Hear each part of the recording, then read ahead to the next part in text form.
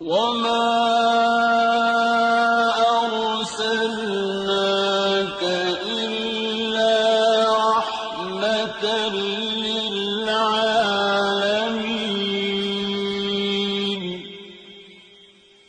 نبی کریم صلی اللہ علیہ وسلم بنی نوع انسان کے لیے اللہ کے آخری نبی ہیں، اور آپ پر نازل ہونے والی کتاب قرآن مجید اللہ تعالی کی آخری کتاب ہے، لہذا نبی کریم صلی اللہ علیہ وسلم کی پاکیزہ زندگی امت مسلمہ کے لیے تا قیامت واجب الاتباع، رشد و ہدایت کا ابدی سرچشمہ اور ذریعہ نجات ہے۔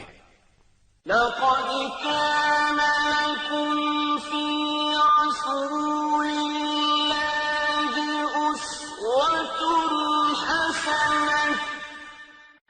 یقیناً رسول اللہ کی زندگی تمہارے لیے بہترین نمونہ ہے، لہذا رحمت للعالمین کی سیرت مطہرہ کا مطالعہ ہر مسلمان کی زندگی کا لازمی حصہ قرار پایا۔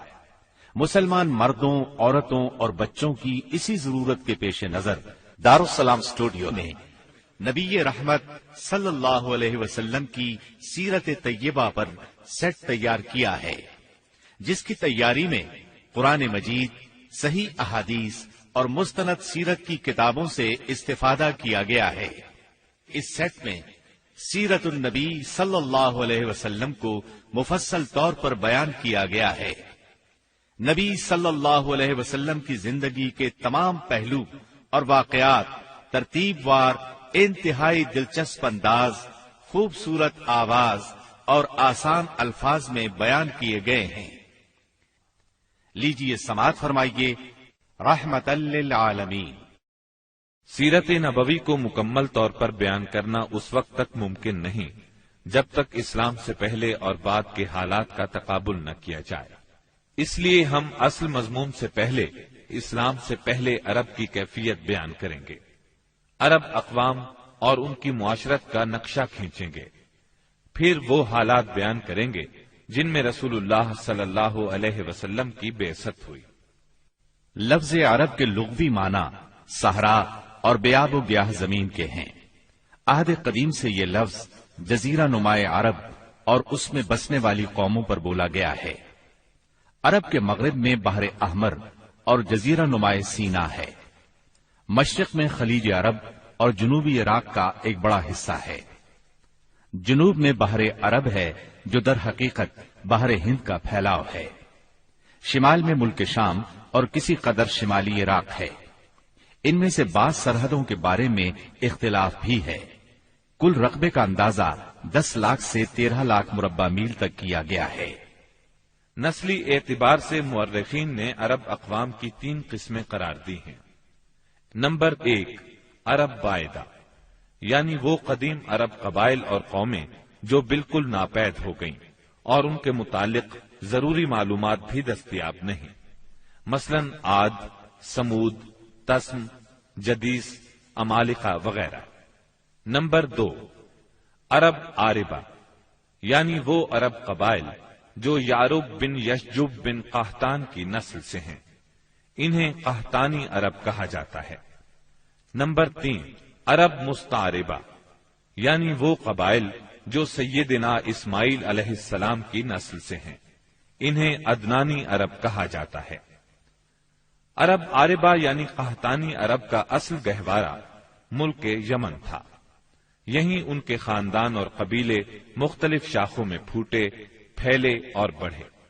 ان میں سے 2 قبیلوں نے بہت شہرت حاصل کی، ایک ہمیر جس کی مشہور شاخیں زید الجمہور، قزاع اور سکاسک ہیں، دوسرا کہلان جس کی مشہور شاخیں ہمدان، انمار، مزہج، تے، کندہ، لخم، جزام، ازد، اوس، خزرج اور اولاد جفنا ہیں، جنہوں نے آگے چل کر ملک شام میں بادشاہت قائم کی اور آل غسان کے نام سے مشہور ہوئے۔ عرب مستعربہ کے جد اعلی سیدنا ابراہیم علیہ السلام اصلاً عراق کے ایک شہر اور کے باشندے تھے۔ یہ شہر دریائے فرات کے مغربی ساحل پر کوفے کے قریب واقع تھا۔ اس کی کھدائی کے دوران میں جو کدبے برآمد ہوئے ان سے اس شہر کے متعلق بہت سی تفصیلات منظر عام پر آئی ہیں، اور سیدنا ابراہیم علیہ السلام کے خاندان کی بعض تفصیلات معلوم ہوئی ہیں، نیز ملک کے دینی اور اجتماعی حالات بھی سامنے آئے ہیں۔ سیدنا ابراہیم علیہ السلام یہاں سے ہجرت کر کے شہر حران تشریف لے گئے تھے، اور پھر وہاں سے فلسطین جا کر اس کو اپنی دعوتی سرگرمیوں کا مرکز بنا لیا، اور دعوت و تبلیغ کے لیے یہیں سے اندرون و بیرون ملک آتے جاتے رہتے تھے۔ ایک بار آپ مصر تشریف لے گئے۔ فرعون نے آپ کی بیوی سیدہ سارہ علیہ السلام کی کیفیت سنی تو بدنیت ہو گیا، انہیں بری نیت سے اپنے دربار میں بلایا، لیکن اللہ نے سیدہ سارہ کی دعا کے نتیجے میں غیبی طور پر فرعون کی ایسی گرفت کی کہ وہ ہاتھ پاؤں مارنے لگا۔ اس کی نیت بد اس کے منہ پر مار دی گئی، اور وہ اس حادثے کی نوعیت سے سمجھ گیا کہ سیدہ سارہ اللہ کی نہایت خاص اور مقرب بندی ہیں۔ وہ ان کے اس وصف سے اس قدر متاثر ہوا کہ اپنی بیٹی ہاجرہ کو ان کی خدمت میں دے دیا۔ پھر سیدہ سارہ نے سیدہ ہاجرہ کو ابراہیم علیہ السلام کی زوجیت میں دے دیا۔ ابراہیم علیہ السلام ان دونوں کو لے کر فلسطین واپس تشریف لائے۔ پھر اللہ نے سیدہ ہاجرہ کے بطن سے ابراہیم علیہ السلام کو ایک فرزند ارجمند اسماعیل علیہ السلام عطا فرمایا۔ سیدہ سارہ بے اولاد تھیں، اس لیے انہیں بہت غیرت آئی، اور انہوں نے سیدنا ابراہیم علیہ السلام کو مجبور کیا کہ سیدہ ہاجرہ کو ان کے نوزائیدہ بچے سمیت جلا وطن کر دیں۔ حالات نے ایسا رخ اختیار کیا کہ انہیں سیدہ سارہ کی بات ماننا پڑی، اور وہ سیدہ ہاجرہ اور اسماعیل علیہ السلام کو لے کر حجاز تشریف لے گئے۔ وہاں انہیں ایک بے آب و گیاہ وادی میں اتار دیا۔ اسی جگہ آج بیت اللہ ہے، اس وقت نہیں تھا، صرف ٹیلوں کی طرح ابھری ہوئی زمین تھی۔ سیلاب آتا تو دائیں بائیں سے کترا کر نکل جاتا تھا۔ وہیں مسجد حرام کے بالائی حصے میں زمزم کے پاس ایک بہت بڑا درخت تھا۔ آپ نے ان دونوں کو اسی درخت کے پاس چھوڑا تھا۔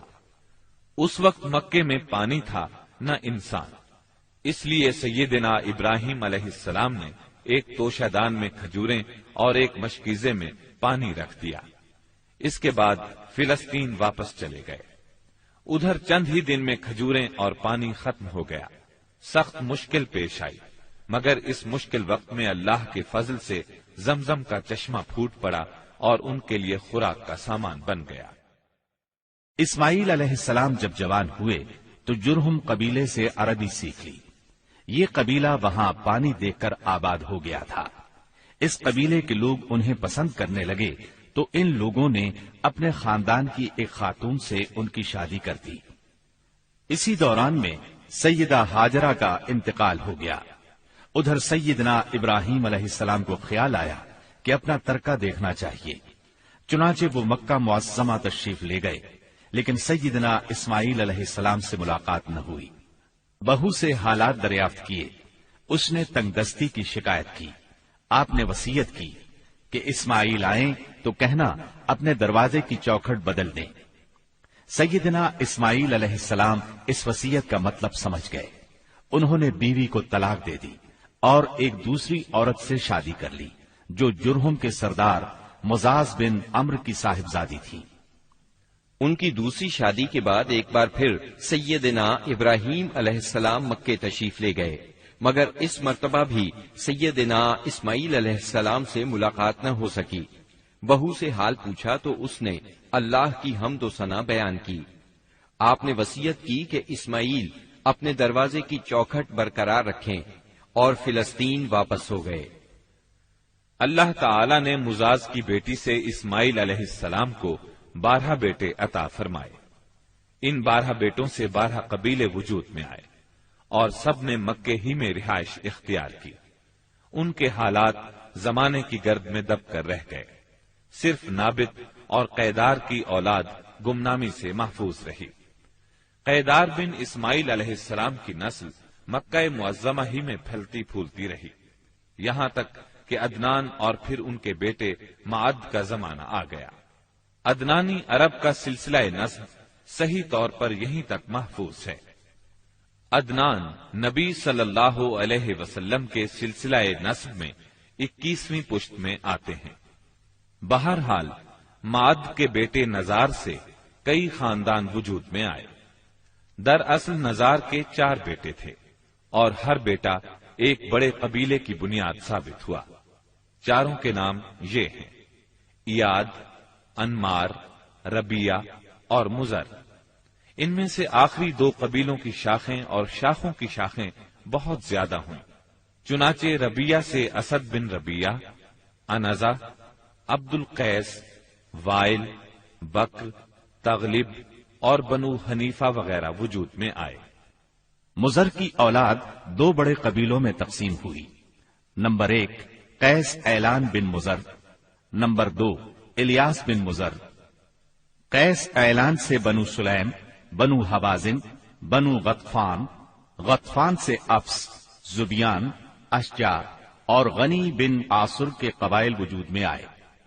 الیاس بن مزر سے تمیم بن مرہ، حزیل بن مدرکہ، بنو اسد بن خزیمہ اور کنانہ بن خزیمہ کے قبائل وجود میں آئے۔ پھر کنانہ سے قریش کا قبیلہ وجود میں آیا۔ یہ قبیلہ فہر بن مالک بن نضر بن کنانہ کی اولاد ہے۔ پھر قریش بھی مختلف شاخوں میں تقسیم ہوئے۔ مشہور قریشی شاخوں کے نام یہ ہیں: جمح، سہم، عدی، مخزوم، تیم، زہرہ اور قصی بن کلاب کے خاندان، یعنی عبد الدار، اسد بن عبد العزا اور عبد مناف۔ یہ تینوں قصی کے بیٹے تھے۔ ان میں سے عبد مناف کے 4 بیٹے ہوئے، جن سے 4 ذیلی قبیلے وجود میں آئے، یعنی عبد الشمس، نوفل، مطلب اور ہاشم۔ انہی ہاشم کی نسل سے اللہ نے ہمارے نبی کریم صلی اللہ علیہ وسلم کا انتخاب فرمایا۔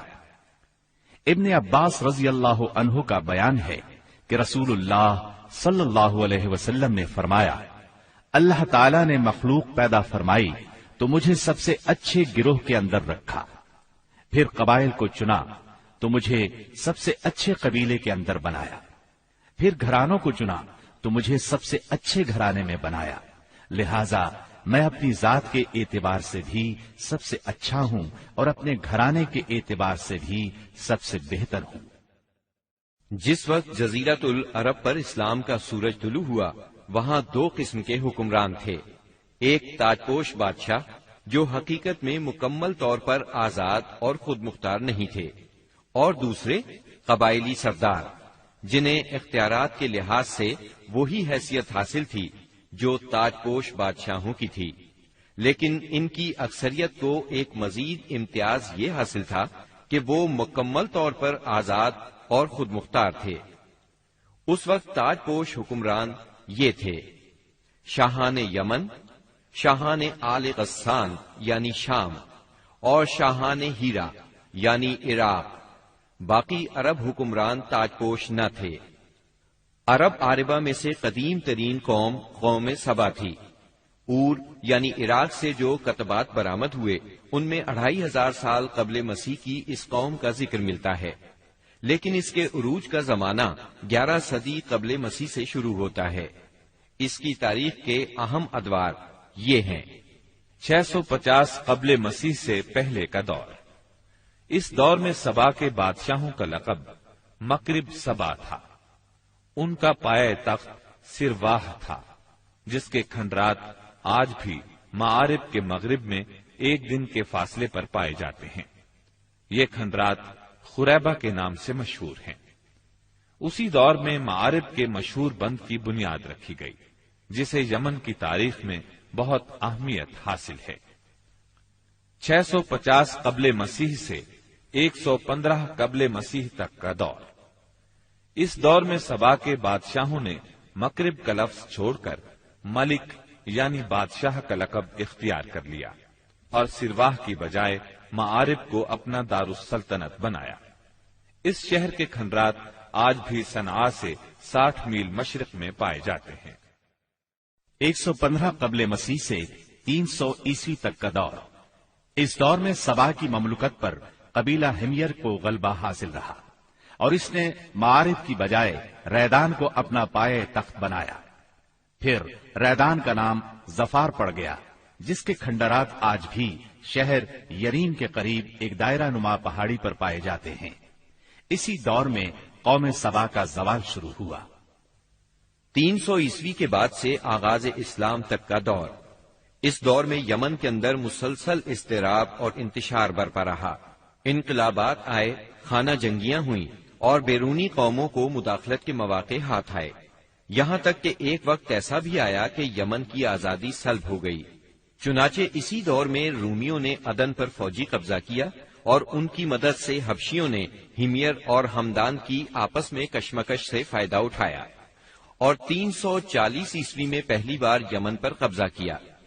یہ قبضہ 378 عیسوی تک برقرار رہا۔ اس کے بعد یمن کی آزادی تو بحال ہو گئی، مگر معارف کے مشہور بند میں رکھنے پڑنا شروع ہو گئے، یہاں تک کہ 450 عیسوی یا 451 عیسوی میں بند ٹوٹ گیا اور وہ عظیم سیلاب آیا جس کا ذکر قرآن مجید کی سورہ سبا میں سیل ارم کے نام سے کیا گیا ہے۔ پھر 523 عیسوی میں ایک اور سنگین حادثہ پیش آیا، وہ یہ کہ یمن کے یہودی بادشاہ زون واس نے نجران کے عیسائیوں پر ایک ہیبت ناک حملہ کیا، انہیں عیسائی مذہب چھوڑنے پر مجبور کرنے کی کوشش کی۔ جب وہ اس پر آمادہ نہ ہوئے تو زون واس نے خندقیں کھدوا کر انہیں بھڑکتی ہوئی آگ میں جھونک دیا۔ قرآن مجید کی سورہ بروج میں اسی لرزہ خیز واقعے کی طرف اشارہ موجود ہے۔ اس واقعے کا نتیجہ یہ ہوا کہ عیسائیت انتقام لینے پر تل گئی۔ وہ پہلے ہی رومی بادشاہوں کی قیادت میں بلا وجہ عرب کی فتوحات کے لیے تیاری کر چکے تھے، اپنے علاقوں کو وسیع کرنا چاہتے تھے۔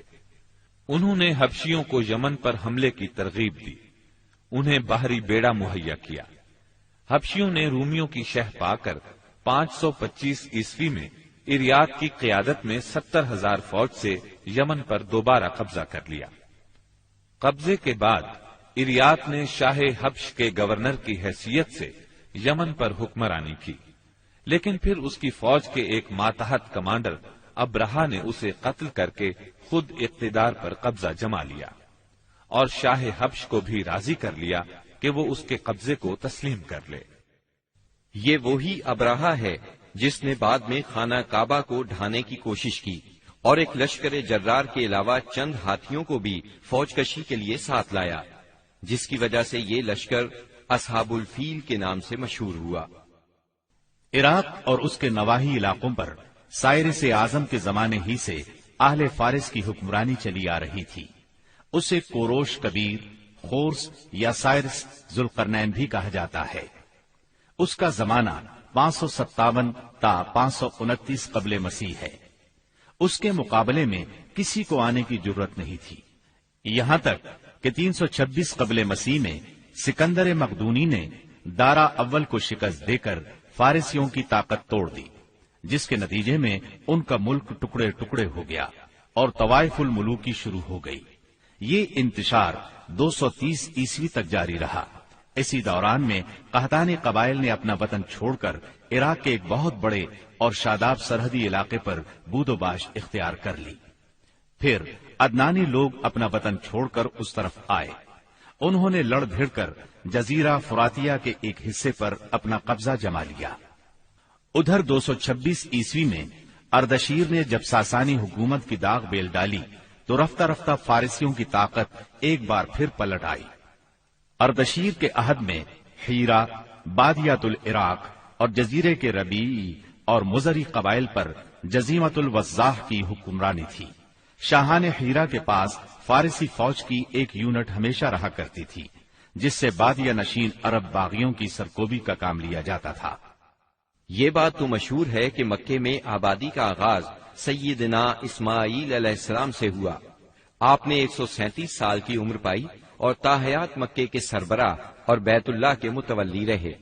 آپ کے بعد آپ کے 2 صاحبزادگان نابت پھر قیدار یا قیدار پھر نابت یکے بعد دیگرے مکے کے والی ہوئے۔ ان کے بعد ان کے نانا مزاز بن عمرو جرہمی نے اقتدار اپنے ہاتھ میں لے لیا۔ اس طرح مکے کی سربراہی بنو جرہم کی طرف منتقل ہو گئی اور ایک مدت تک انہی کے ہاتھ میں رہی۔ سیدنا اسماعیل علیہ السلام کا زمانہ قریباً 2000 برس قبل مسیح ہے۔ اس حساب سے مکے میں قبیلہ جرہم کا وجود کوئی 2100 برس تک رہا اور ان کی حکمرانی قریباً 2000 برس تک رہی۔ بنو خزاعہ نے مکہ پر قبضہ کرنے کے بعد بنو بکر کو شامل کیے بغیر تنہا اپنی حکمرانی قائم کی۔ البتہ 3 اہم اور امتیازی منصب مضری قبائل کے حصے میں آئے۔ نمبر 1، حاجیوں کو عرفات سے مزدلفہ لے جانا اور یوم النفر یعنی 13 ذی الحجہ کو مینا سے روانگی کا پروانہ دینا۔ یہ حج کے سلسلے کا آخری دن ہے۔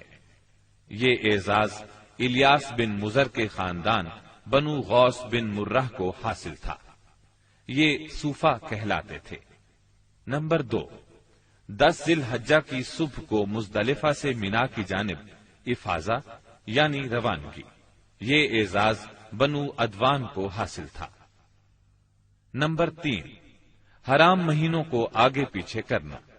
یہ اعزاز بنو کنانہ کی ایک شاخ بنو تمیم بن عدی کو حاصل تھا۔ مکہ معظمہ پر بنو خزاعہ کا اقتدار کوئی 300 برس تک قائم رہا۔ یہی زمانہ تھا جب ادنانی قبائل مکے اور حجاز سے نکل کر نجد، عراق کے اطراف اور بحرین وغیرہ میں پھیلے اور مکے کے اطراف میں قریش کی صرف چند شاخیں باقی رہیں، مگر مکے کی حکومت اور بیت اللہ کی تولیت میں ان کا کوئی حصہ نہ تھا، یہاں تک کہ قصی بن کلاب کا دور آیا۔ قصی نے مکے کا بندوبست اس طرح کیا کہ قریش کو مکے کے اطراف سے بلا کر پورا شہر ان پر تقسیم کر دیا اور ہر خاندان کا ٹھکانہ مقرر کر دیا۔ البتہ مہینے آگے پیچھے کرنے والوں کو نیز آل صفوان، بنو ادوان اور بنو مرہ بن عوف کو ان کے مناصب پر برقرار رکھا، کیونکہ قصی سمجھتا تھا کہ یہ بھی دین ہے، اس میں رد و بدل کرنا درست نہیں۔ قصی کا ایک کارنامہ یہ بھی ہے کہ اس نے حرم کعبہ کے شمال میں دار الندوہ تعمیر کیا۔ اس کا دروازہ مسجد کی طرف تھا۔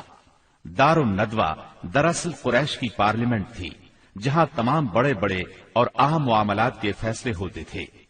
قریش پر دار الندوہ کے بڑے احسانات ہیں، کیونکہ یہ ان کے اتحاد کا ضامن تھا اور یہیں ان کے الجھے ہوئے مسائل احسن طریقے سے طے ہوتے تھے۔ قصی کو سربراہی اور عظمت کے یہ مرتبے حاصل تھے۔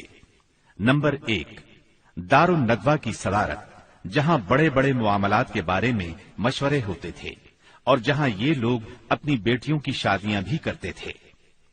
نمبر 2، لوا یعنی جنگ کا پرچم قصی ہی کے ہاتھوں باندھا جاتا تھا۔ نمبر 3، حجابت یعنی خانہ کعبہ کی پاسبانی۔ اس کا مطلب یہ ہے کہ خانہ کعبہ کا دروازہ قصی ہی کھولتا تھا۔ خانہ کعبہ کی خدمت اسی کے ذمے تھی، چابی بردار بھی وہی تھا۔ نمبر 4، سقایا یعنی پانی پلانا۔ اس کی صورت کچھ یوں تھی کہ حوض میں حاجیوں کے لیے پانی بھر دیا جاتا تھا، اس میں کچھ کھجور اور کشمش ڈال کر اسے شیریں بنایا جاتا تھا۔ حجاج جب مکے آتے تو اسے پیتے تھے۔ نمبر 5، رفادہ یعنی حاجیوں کی میزبانی۔ حاجیوں کے لیے بطور ضیافت کھانا تیار کیا جاتا تھا۔ اس مقصد کے لیے قصی نے قریش پر ایک خاص رقم مقرر کر رکھی تھی۔ یہ رقم حج کے موسم میں قصی کے پاس جمع ہو جاتی تھی۔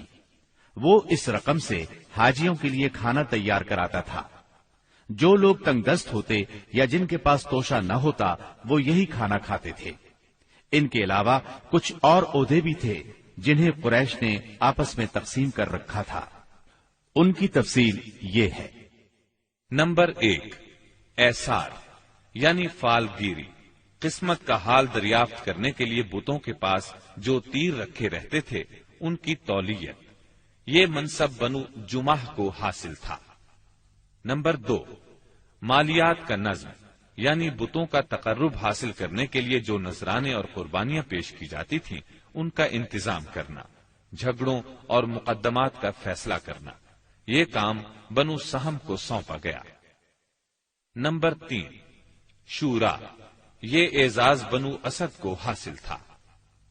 نمبر 4، اشناق، یعنی دیت اور جرمانوں کا نظم، اس منصب پر بنو تیم فائز تھے۔ نمبر 5، عقاب، یعنی قومی پرچم اٹھانا، یہ بنو امیہ کا کام تھا۔ نمبر 6، قبہ، یعنی فوجی کیمپ کا انتظام اور شاہ سواروں کی قیادت، یہ کام بنو مخزوم کے حصے میں آیا تھا۔ نمبر 7، سفارت، یہ منصب بنو عدی کا تھا۔ ہم قحطانی اور عدنانی قبائل کے وطن چھوڑنے کا ذکر کر چکے ہیں۔ ان قبائل میں سرداری نظام رائج تھا۔ قبیلے خود اپنا سردار مقرر کرتے تھے۔ قبائلی سرداروں کا درجہ اپنی قوم میں بادشاہوں جیسا تھا۔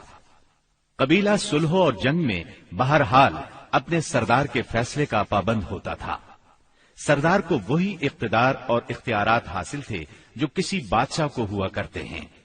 حتیٰ کہ بعض سرداروں کا یہ حال تھا کہ اگر کبھی وہ بگڑ جاتے تھے تو ہزاروں تلواریں بے نیام ہو جاتی تھیں، اور وہ یہ بھی نہیں پوچھتے تھے کہ سردار کے غصے کا سبب کیا ہے۔ اب رہا سیاسی حالات کا مسئلہ۔ جزیرت العرب کے 3 سرحدی علاقے تھے۔ یہ تینوں غیر ممالک کے پڑوس میں تھے۔ ان کی سیاسی حالت سخت پریشان کن تھی۔ وہاں انتشار کی کیفیت تھی۔ صورتحال زوال پذیر تھی۔ انسان مالک تھا یا غلام، حاکم تھا یا محکوم، بس انہی 2 طبقوں میں بٹا ہوا تھا۔ تمام تر فوائد سربراہوں کو، خاص طور پر غیر ملکی سربراہوں کو حاصل تھے، اور سارا بوجھ غلاموں کے سر تھا۔ وہ طرح طرح کے ظلم و ستم برداشت کرتے تھے، زبان نہیں کھول سکتے تھے، کیونکہ حکمرانی جبری تھی۔ انسانی حقوق نام کی کسی چیز کا دور دور تک وجود نہیں تھا۔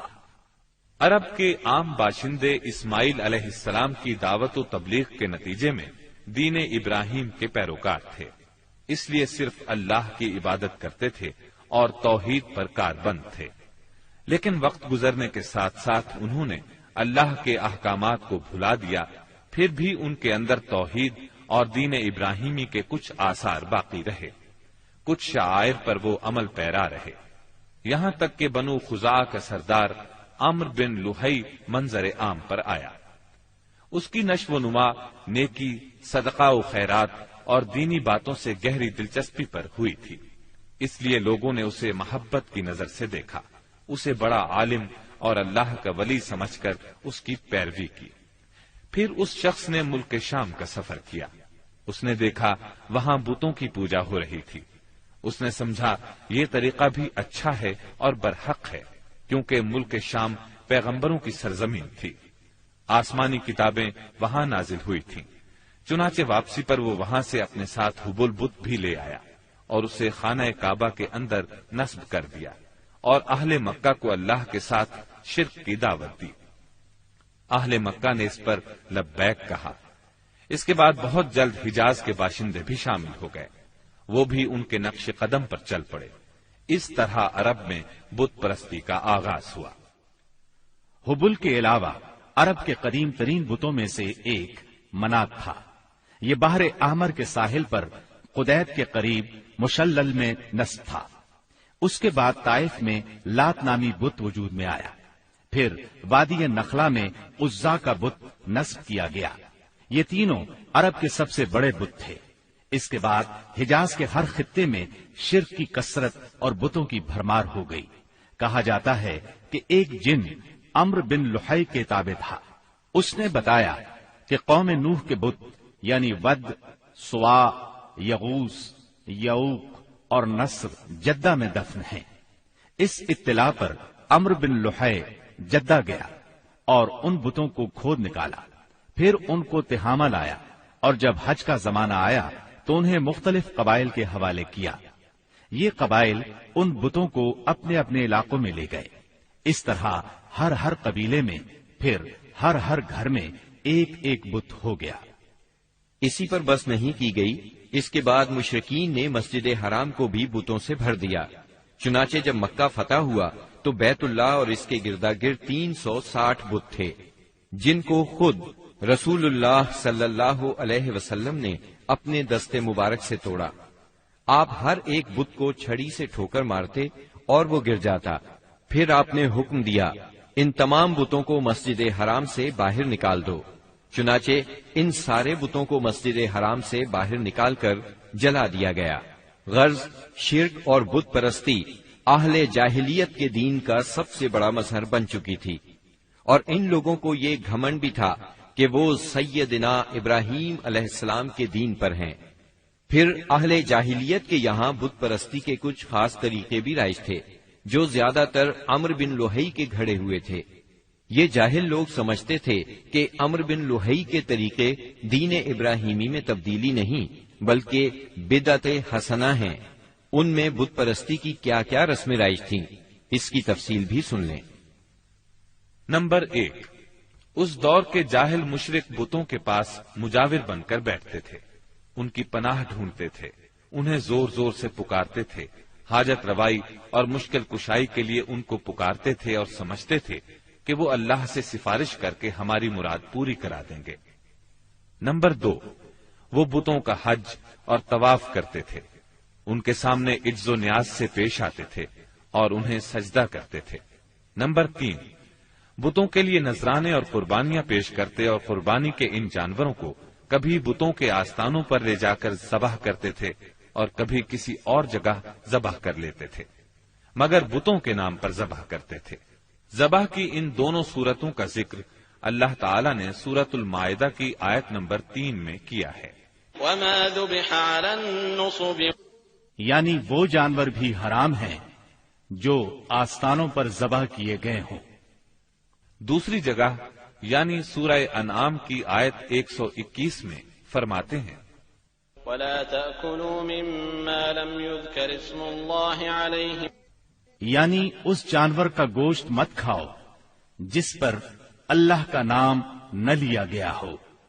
نمبر 4، بتوں کا قرب حاصل کرنے کا ایک طریقہ یہ بھی تھا کہ مشرقین اپنی سمجھ کے مطابق اپنے کھانے پینے کی چیزوں اور اپنی کھیتی اور چوپائے کی پیداوار کا ایک حصہ بتوں کے لیے خاص کرتے تھے. اس سلسلے میں ان کا دلچسپ رواج یہ تھا کہ وہ اللہ کے لیے بھی اپنی کھیتی اور جانوروں کی پیداوار کا ایک حصہ خاص کرتے تھے. پھر مختلف اسباب کی بنا پر اللہ کا حصہ تو بتوں کی طرف منتقل کر سکتے تھے، لیکن بتوں کا حصہ کسی بھی حال میں اللہ کی طرف منتقل نہیں کر سکتے تھے. اس بری عادت کا تذکرہ بھی اللہ تعالی نے سورہ انعام کی آیت 136 میں کیا ہے.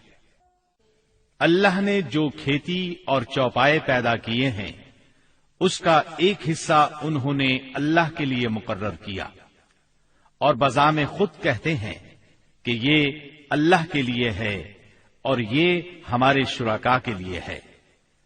تو جو ان کے شرکاء کے لیے ہوتا ہے وہ تو اللہ کے لیے نہیں پہنچتا، مگر جو اللہ کے لیے ہوتا ہے وہ ان کے شرکاء تک پہنچ جاتا ہے.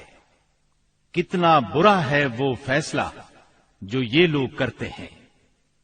نمبر 5، بتوں کا قرب حاصل کرنے کا ایک طریقہ یہ بھی تھا کہ وہ مشرکین کھیتی اور چوپایوں میں مختلف قسم کی نظریں مانتے تھے. اللہ تعالی سورہ انعام کی آیت 138 میں فرماتے ہیں وقالوا هذه أنعام وحرث حجر لا يطعمها إلا من نشاء بزعمهم وأنعام حرمت ظهورها وأنعام لا يذكرون اسم الله عليها افتراء عليه. ان مشرکین نے اپنے خیال پر یہ بھی کیا کہ یہ چوپائے اور کھیتیاں ممنوع ہیں، انہیں وہی کھا سکتا ہے جسے ہم چاہیں، اور یہ وہ چوپائے ہیں جن کی پیٹھ حرام کی گئی ہے، یعنی نہ ان پر سواری کی جا سکتی ہے اور نہ سامان لادا جا سکتا ہے. اور کچھ چوپائے ایسے ہیں جن پر یہ لوگ اللہ پر افتراء کرتے ہوئے اللہ کا نام نہیں لیتے. یہ تھے ان کے عقائد. انہی جانوروں میں بحیرہ، سائبہ، وسیلہ اور حام تھے. سیرت نگار ابن اسحاق کہتے ہیں بحیرہ سائبہ کی بچی کو کہا جاتا ہے اور صاحبہ اس اونٹنی کو کہا جاتا ہے جس سے پے در پے 10-12 مادہ بچے پیدا ہوں، درمیان میں کوئی نر نہ ہو۔ ایسی اونٹنی کو آزاد چھوڑ دیا جاتا تھا، اس پر سواری نہیں کی جاتی تھی، اس کے بال بھی نہیں کاٹے جاتے تھے، اور مہمان کے سوا اس کا دودھ کوئی نہیں پی سکتا تھا۔ اس کے بعد یہ اونٹنی جو مادہ بچہ جنتی، اس کا کان چیر دیا جاتا اور اسے بھی اس کی ماں کے ساتھ آزاد چھوڑ دیا جاتا، اس پر سواری بھی نہ کی جاتی، اس کے بال نہ کاٹے جاتے، اور مہمان کے سوا کوئی اس کا دودھ نہ پیتا۔ اسی کو بحیرہ کہتے ہیں، اور صاحبہ اس کی ماں ہے۔ وسیلہ اس بکری کو کہا جاتا تھا جو 5 مرتبہ پے در پے 2 مادہ بچے جنتی تھی، یعنی 5 بار میں 10 مادہ بچے پیدا ہوتے، درمیان میں کوئی نر نہ پیدا ہوتا۔ اس بکری کو اس لیے وسیلہ کہا جاتا تھا کہ وہ سارے مادہ بچوں کو ایک دوسرے سے جوڑ دیتی تھی۔ اس کے بعد اس بکری سے جو بچے پیدا ہوتے انہیں صرف مرد کھا سکتے تھے، عورتیں نہیں کھا سکتی تھیں۔ البتہ اگر کوئی بچہ مردہ پیدا ہوتا تو اس کو مرد عورت سبھی کھا سکتے تھے۔ ہم اس نر اونٹ کو کہتے تھے جس کی جفتی سے پے در پے 10 مادہ بچے پیدا ہوتے، درمیان میں نر نہ پیدا ہوتا۔ ایسے اونٹ کی پیٹھ محفوظ کر دی جاتی تھی، نہ اس پر سواری کی جاتی، نہ بال کاٹے جاتے، بلکہ اسے اونٹوں کے ریوڑ میں جفتی کے لیے آزاد چھوڑ دیا جاتا، اس کے سوا اس سے کوئی اور فائدہ نہ اٹھایا جاتا۔ عرب اپنے بتوں کے ساتھ یہ سب کچھ اس عقیدے سے کرتے تھے کہ یہ بت انہیں اللہ کے قریب کر دیں گے اور اللہ کے حضور ان کی سفارش کر دیں گے۔ چنانچہ مشرکین جو کہتے تھے، قرآن کریم میں اللہ تعالیٰ نے سورہ زمر کی آیت نمبر 3 میں اس طرح تذکرہ کیا ہے، ما نعبدهم إلا ليقربونا إلى الله زلفى، ہم ان کی عبادت صرف اس لیے کر رہے ہیں کہ وہ ہمیں اللہ کے قریب کر دیں۔ اسی طرح قرآن کریم کی سورہ یونس آیت 18 میں یہ الفاظ آئے ہیں، وَيَعْبُدُونَ مِن دُونِ اللَّهِ مَا لَا يَضُرُّهُمْ وَلَا يَنفَعُهُمْ وَيَقُولُونَ هَؤُلَاءِ شُفَعَاؤُنَا عِندَ اللَّهِ۔ یہ مشرکین اللہ کے سوا ان کی عبادت کرتے ہیں جو انہیں نہ نفع پہنچا سکیں نہ نقصان، اور کہتے ہیں کہ یہ اللہ کے پاس ہمارے سفارشی ہیں۔ مشرکین عرب کاہنوں، عرافوں اور نجومیوں کی خبروں پر بھی ایمان رکھتے تھے۔ کاہن اسے کہتے ہیں جو آنے والے واقعات کی پیش گوئی کرے اور جو چھپے ہوئے رازوں کے جاننے کا دعویٰ کرے۔ نجومی اسے کہتے ہیں جو ستاروں پر غور کر کے ان کی رفتار اور اوقات کا حساب لگا کر پتہ لگاتا ہے کہ دنیا میں آئندہ کیا حالات و واقعات پیش آئیں گے۔ ان نجومیوں کی خبروں کو ماننا دراصل ستاروں پر ایمان لانا ہے۔ مشرکین میں بدشگونی کا بھی رواج تھا، اسے عربی میں طیارہ کہتے ہیں۔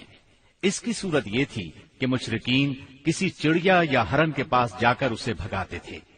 اگر وہ دائیں طرف بھاگتا تو اسے اچھا شگون خیال کرتے، کامیابی کی علامت خیال کرتے اور اپنا کام کر گزرتے۔ اگر وہ بائیں طرف بھاگتا تو اسے نحوست کی علامت سمجھ کر اپنے کام سے باز رہتے۔ اسی طرح اگر کوئی چڑیا یا جانور راستہ کاٹ دیتا تو اس کو منحوس خیال کرتے۔ اسی سے ملتی جلتی ایک حرکت یہ تھی کہ مشرکین خرگوش کے ٹخنے کی ہڈی لٹکاتے تھے اور بعض دنوں، بعض مہینوں، جانوروں، گھروں اور عورتوں کو منحوس سمجھتے تھے۔ آج کے دور میں بھی ایسی باتیں سننے میں آتی ہیں، کالی بلی راستہ کاٹ گئی، اللہ خیر کرے وغیرہ۔ قریش کی ایک بدعت یہ تھی کہ وہ کہتے تھے ہم سیدنا ابراہیم علیہ السلام کی اولاد ہیں، حرم کے پاسبان، بیت اللہ کے والی اور مکے کے باشندے ہیں۔ کوئی شخص ہمارا ہم مرتبہ نہیں اور نہ کسی کے حقوق ہمارے حقوق کے مساوی ہیں۔ اسی لیے یہ لوگ اپنا نام ہمس یعنی بہادر رکھتے تھے، لہذا ہمارے شایان شان نہیں کہ ہم حدود حرم سے باہر جائیں۔ چنانچہ حج کے دوران میں یہ لوگ عرفات نہیں جاتے تھے اور نہ وہاں سے افاضہ کرتے تھے، بلکہ مزدلفہ ہی میں ٹھہر کر وہیں سے افاضہ کر لیتے تھے۔ اللہ تعالی نے اس بدعت کی اصلاح کرتے ہوئے سورہ بقرہ کی آیت 199 میں فرمایا، ثم افیضوا من حیث افاض الناس، یعنی تم لوگ بھی وہیں سے افاضہ کرو جہاں سے سارے لوگ افاضہ کرتے ہیں۔ ان کی ایک بدعت یہ بھی تھی کہ انہوں نے بیرون حرم کے باشندوں کو حکم دے رکھا تھا کہ وہ حرم میں آنے کے بعد پہلا طواف ہم سے حاصل کیے ہوئے کپڑوں ہی میں کریں۔ چنانچہ ان کا کپڑا اگر دستیاب نہ ہوتا تو مرد ننگے طواف کرتے اور عورتیں اپنے سارے کپڑے اتار کر صرف ایک چھوٹا سا کھلا کرتا پہن لیتیں اور اسی میں طواف کرتیں، اور دوران طواف یہ شعر پڑھتیں، اليوم يبدو بعضه أو كله وما بدأ منه فلا أحله، آج کچھ یا ساری شرمگاہ کھل جائے گی، لیکن جو کھل جائے میں اسے دیکھنا حلال قرار نہیں دیتی۔ اللہ تعالی نے ان خرافات کے خاتمے کے لیے سورہ آراف کی آیت نمبر 31 میں فرمایا، یا بنی آدم خذوا زینتکم عند کل مسجد، یعنی اے آدم کے بیٹو ہر مسجد کے پاس اپنی زینت اختیار کرو۔ یہی دین یعنی شرک و بت پرستی اور توہمات و خرافات پر مبنی عقیدے والا دین عام اہل عرب کا دین تھا۔ اس کے علاوہ جزیرت العرب کے مختلف اطراف میں یہودیت، مسیحیت، مجوسیت اور سابعیت نے بھی قدم جما لیے تھے۔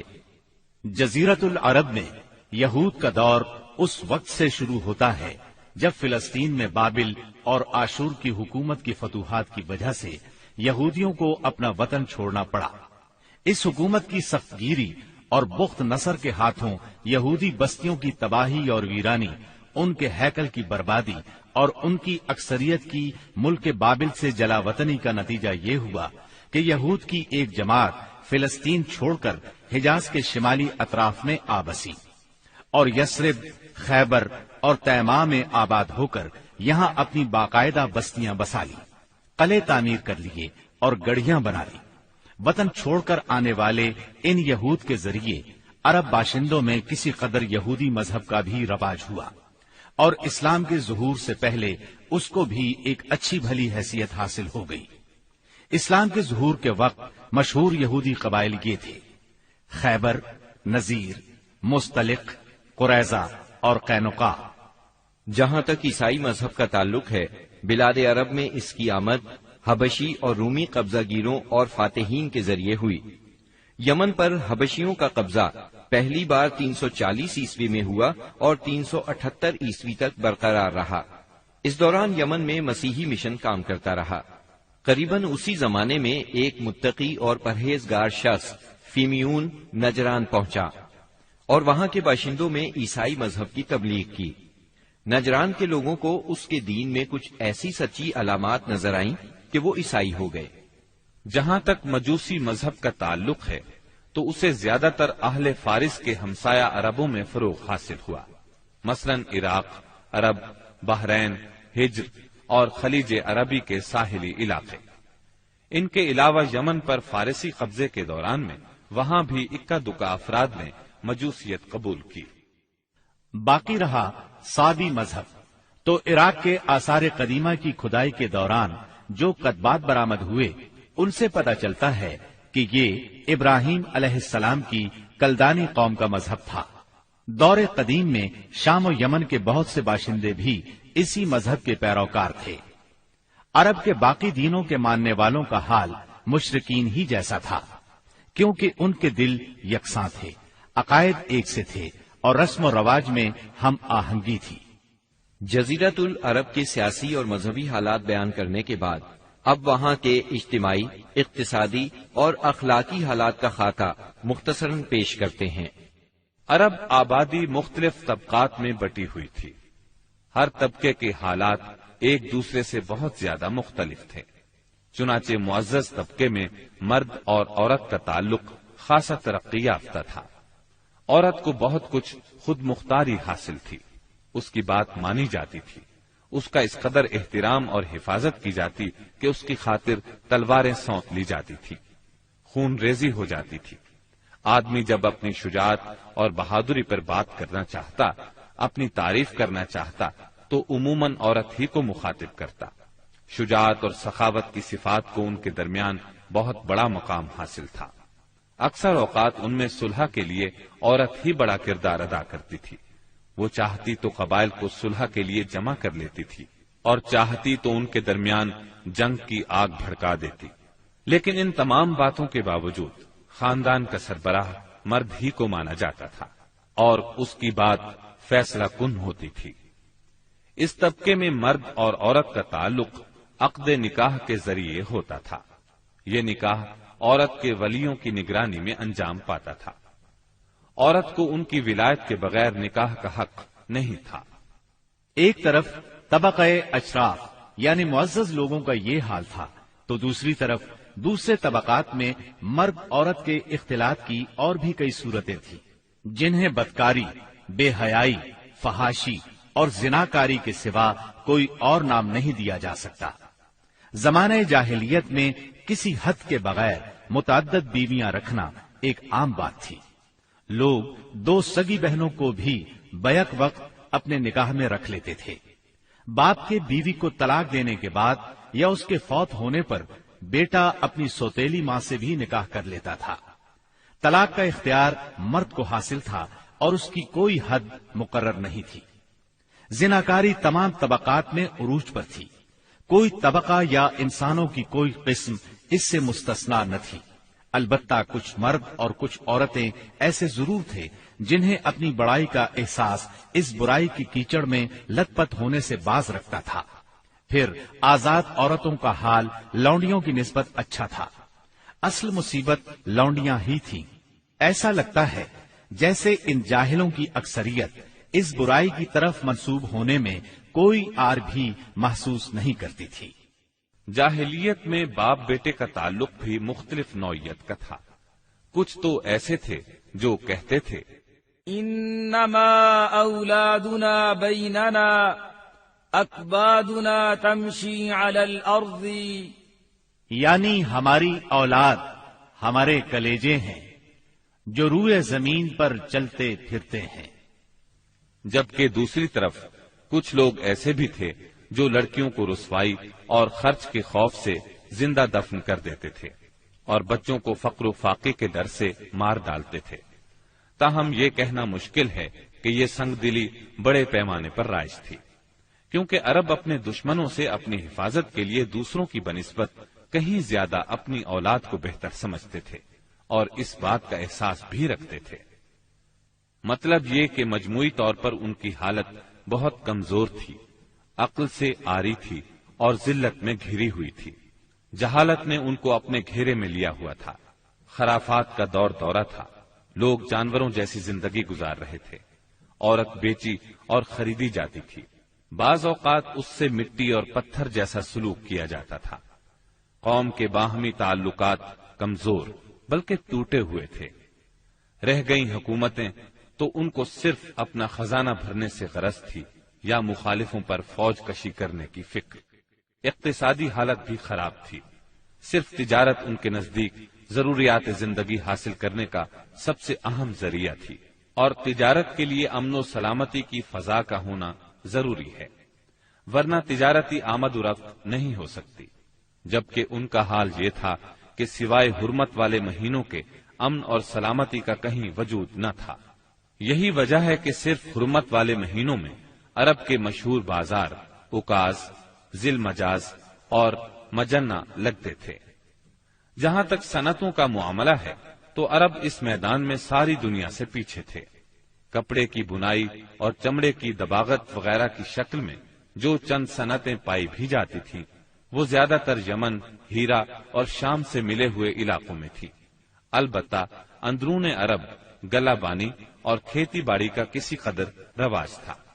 ساری عرب عورتیں سوت کاٹتی تھیں، لیکن مشکل یہ تھی کہ سارا مال و متاع ہمیشہ لڑائیوں کی زد میں رہتا تھا۔ غربت عام تھی، لوگ ضروری لباس تک سے محروم تھے۔ یہ بات تو مشہور ہے کہ اہل جاہلیت میں کمینی اور رذیل عادات پائی جاتی تھی، عقل کے خلاف باتوں کی بھرمار تھی، تاہم ان میں کچھ پسندیدہ اخلاق بھی تھے۔ ان اخلاق کو دیکھ کر انسان دنگ رہ جاتا تھا۔ نمبر 1، کرم و سخاوت۔ یہ اہل جاہلیت کی خوبی تھی جس میں وہ ایک دوسرے سے آگے نکل جانے کی کوشش کرتے تھے، اور اس پر فخر کرنے کا عالم یہ تھا کہ عرب کے آدھے اشعار اسی کی نظر ہو جاتے تھے۔ اس وصف کی بنیاد پر کوئی اپنی تعریف کرتا تھا تو کوئی دوسروں کی۔ حالت یہ تھی کہ سخت سردی اور بھوک کی حالت میں بھی کوئی مہمان آ جاتا اور میزبان کے پاس اپنی سواری والی اونٹنی کے سوا کچھ نہ ہوتا، اور کنبے کی ضرورت پوری کرنے کا ذریعہ بھی صرف وہی سواری ہوتی تو اپنے مہمان کے لیے ذبح کر دیتا۔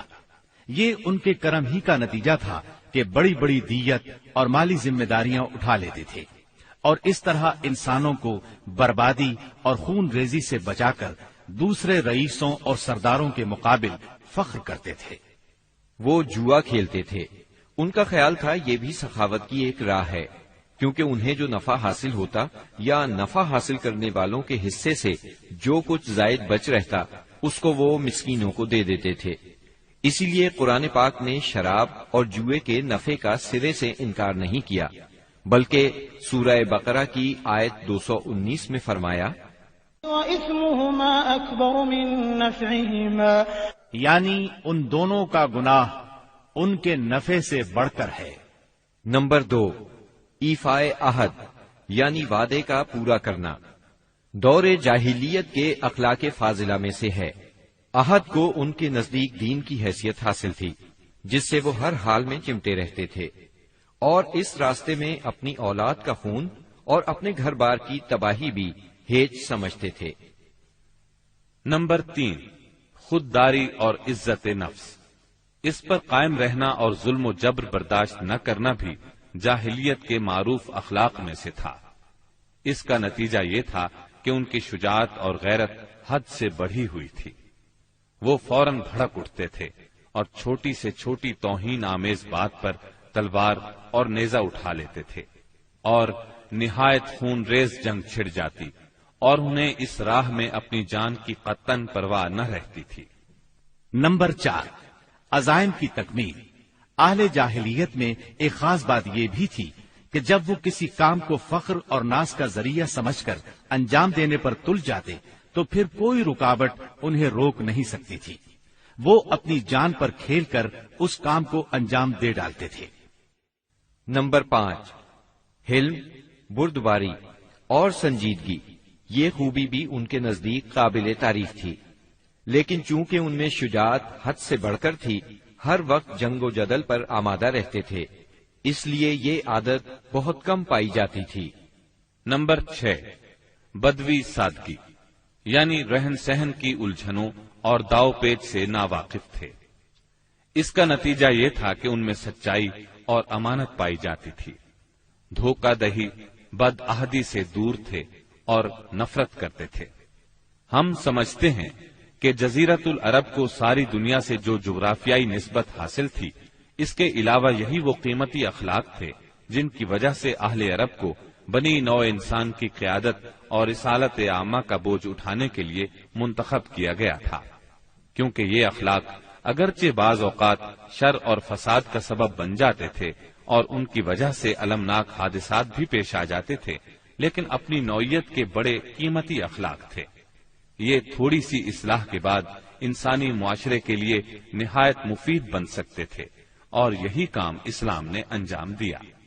غالباً ان کے اخلاق میں بھی ایفائے عہد کے بعد عزت نفس اور عزم کی پختگی سب سے زیادہ قیمتی اور نفع بخش جوہر تھا، کیونکہ اس زبردست قوت اور پختہ ارادے کے بغیر شر و فساد کا خاتمہ اور نظام عدل کا قیام ممکن نہیں۔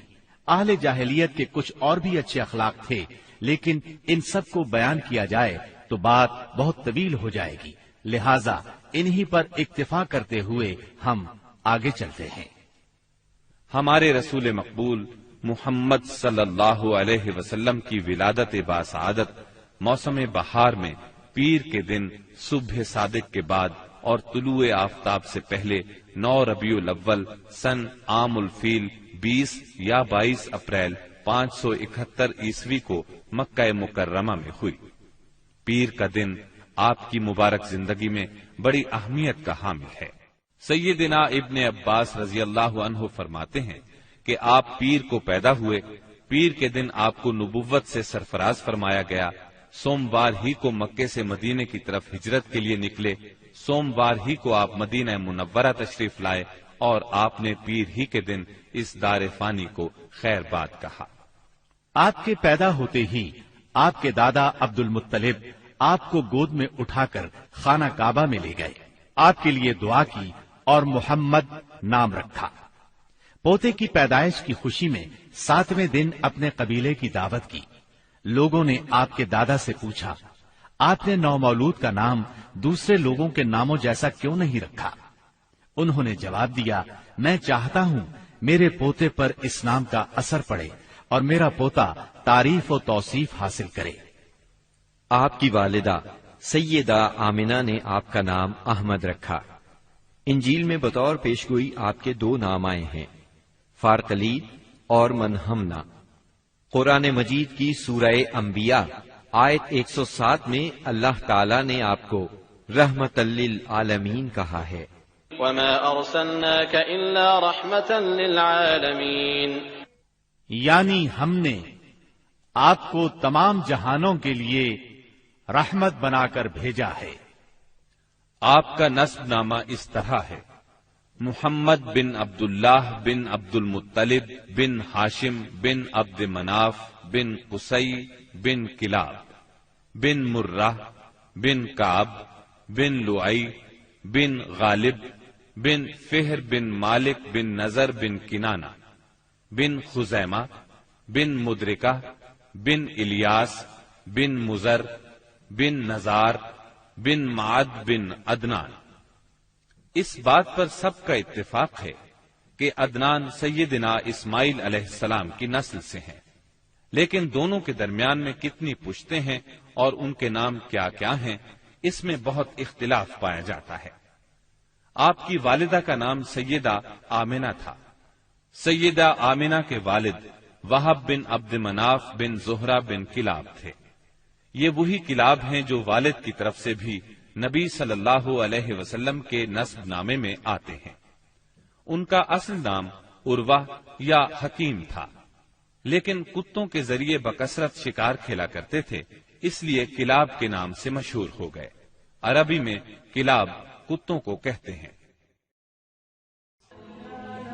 Thanks for watching. Don't forget to like, comment, share and subscribe to